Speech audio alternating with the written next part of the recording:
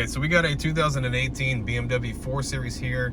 We're having issues resetting the service reminders due to the date and time not being set on this. So if we turn the car off and on, it will actually tell us to set the date and time. Okay. Set date and time. Okay, to do that, what we're going to do is you're going to go over to the iDrive and hit menu. Okay. And once you're in menu, you're going to go.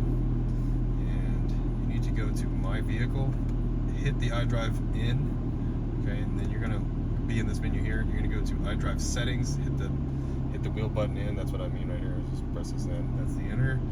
You should kind of already know how to do that.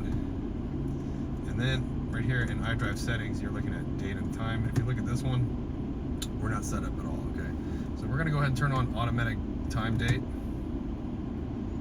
All right. Pretty much set this up for me all the way. Actually right. Let's go with the date. That's the format we're using. Now, if you don't want to do automatic, you can go and do it manually. Come in here and fart around with it, but you ain't gotta do that. We're just gonna go auto. Okay, you're all done. Now you can come over here and reset the maintenance. Okay, that should solve your issue. I do have a video on that, so check out the channel. Well, I have a link down in the description box for that video if you want to learn how to reset this maintenance reminder here. All right, just help you out. I'd appreciate it. Hit that like button for me or leave me a comment if you could.